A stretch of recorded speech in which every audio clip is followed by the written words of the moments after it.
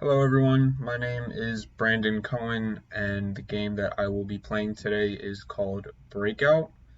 The game was developed by Atari Incorporated and was released originally in May of 1976 and was designed by Nolan Bushnell, Steve Wozniak, Steve Bristow, and Steve Jobs. The game was originally inspired by a different Atari game called Pong, which was released a few years prior in 1972. And the concept of this game was also predated by a different game called Clean Sweep, but Breakout eventually became much more successful, becoming one of the highest grossing games of the late 70s, and even spawned a sequel called Super Breakout where you play with multiple balls. Now, the objective of this game is to hit the ball with your paddle to break these individual lines as you see up here, and the challenge comes in where you start to get to the higher lines as the ball starts to come down substantially faster than the lower ones. Some features that I do like about this game are that there is an expert and a novice mode. As you see when I click here to expert, the paddle becomes slightly smaller as compared when I switch it to novice, the paddle becomes bigger, making it less of a challenge or more of a challenge depending how skillful you are at this game. So as you see here, when I drop a ball, it's going to drop and I got to hit it back up to break parts of the line.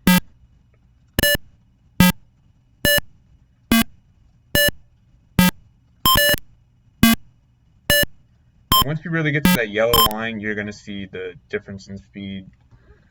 So you can see this game is clearly a test to your reflexes and depth perception. Another thing that I like about this game is that you can actually adjust your paddle speed when you click up and down on the arrow, as you see here.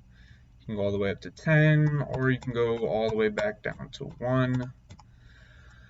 My only problem with the adjustment of the paddle speed is that you really need to play at a minimum of 3 for your paddle to even be functional and catching the balls that come across the screen. If you play at 2 or 1, it's just not going to be very easy to get across in time. You have to anticipate it much further out, and eventually when the ball starts to become faster, as you get to the higher lines, it's just not going to become usable. So you need to play at a minimum of 3. But one thing that I don't like about this is that it kind of starts to jump as you go higher up. And I'm only clicking it once right now, like that. And that's a bit of a jump, so you lose a bit of control that you would want to have. If there was a speed between 2 and 3, it would be the most preferable. As you see when I go back down to 2, it's a little bit smoother, there's less of that jump, but again, it's not very usable when the ball starts to become faster. So if I go up to 3 and I drop another ball, it jumps a bit, and I didn't want it to jump that far, which is something that I don't like. So I'm going to reset it so I can restart the board. As you see, you get 5 lives up here. If the ball drops down below, you lose a life, so you get 5 chances to break every individual part of these lines up here.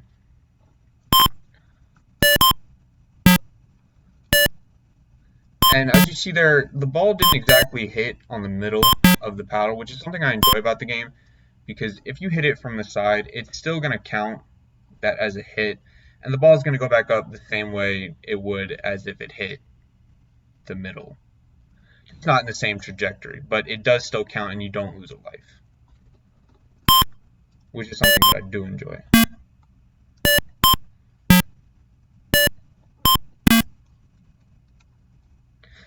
As you can tell, I'm not exactly the best player at this game. This game is actually a lot harder than it looks. But I'm definitely working on it. It's kind of addicting, I wouldn't lie. and fun too. Great waste great way to waste time, if I do say so. Now you can see the ball's really catching some speed when you get to that higher lines.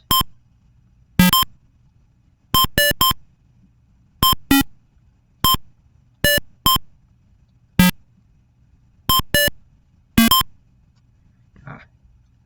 But yeah, I'm still working on it, getting better. Um, some practice is definitely needed for this game, but other than that, it is fun, and I encourage you to check it out for yourself. And thank you for watching. Have a great day.